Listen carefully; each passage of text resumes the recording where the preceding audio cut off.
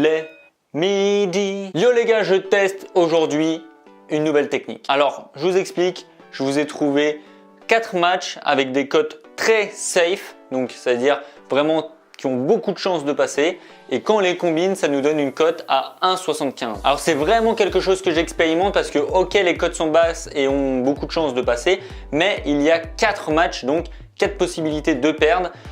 On va voir si c'est rentable. Mais en tout cas, pour ce que j'ai trouvé pour ce week-end, ça me semble vraiment très intéressant. Bien sûr, ça sera à vous d'en décider. Allez, c'est parti, je vous donne les matchs et le pronostic directement. Je vais vous faire du coup un petit débrief du pronostic. Alors, on attaque avec le match le plus dur. Alors, on attaque avec Deportivo qui joue contre le Grand Madrid. Pour rappel, Madrid vient mettre 2 tôles à Barcelone.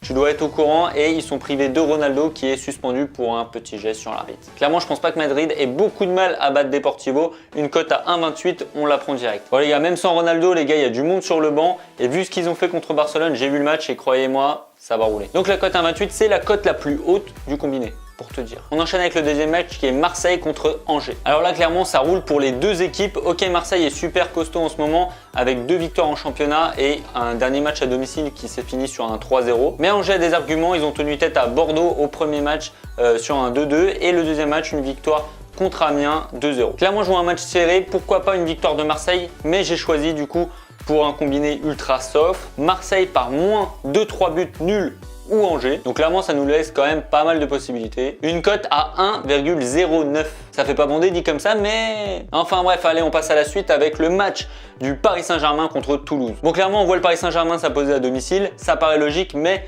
Toulouse c'est quand même une bonne équipe. Je pense qu'ils peuvent non pas poser des problèmes au Paris Saint-Germain, mais au moins résister et pas se prendre une tôle. Pour rappel, ils ont mis Monaco en difficulté chez eux avec un 3-2 au premier match de Ligue 1. Tu veux les dernières confrontations? Le dernier match était au Parc et ça s'est fini sur un 0-0, pas mal. Le deuxième, il y a eu 2-0 pour Toulouse, à Toulouse. Et le troisième, le PSG avait gagné 2-0 chez eux. Donc en gros, sur 3 matchs, il n'y a eu qu'une victoire du PSG et c'était pas une tôle. Et donc pour ce match, j'ai choisi Paris Saint-Germain par moins de 5 buts nuls ou Toulouse, une cote à 1,12. C'est pas mal cette fois. Bref, ce qui nous fait arriver au dernier match qui est Liverpool contre Crystal Palace. Alors clairement, on peut dire que avec Liverpool, on voit des buts et justement, j'ai choisi plus de 1,1 but sur ce match. Alors clairement, j'ai regardé sur les 11 dernières confrontations entre ces deux équipes, c'est jamais arrivé qu'il n'y a pas eu plus d'un but dans le match. Liverpool a vraiment une attaque de feu pour une cote à 1,12. J'ai confiance en ce pronostic. Voilà, donc tous ces combinés réunis, ça nous donne une cote à 1,75. Je mets 5% de la bankroll sur ce match. Donc comme je t'avais dit dans une autre vidéo, on fera une analyse du coup de suivi de bankroll, je pense tous les mois ou peut-être tous les 2 mois. On verra ça. Voilà, c'est la fin de ce pronostic. Un petit défi, 45 likes sur cette vidéo et j'en sors une autre du coup sur un prochain pronostic. Sur ce, oublie pas de t'abonner, je te dis à très bientôt. Ciao!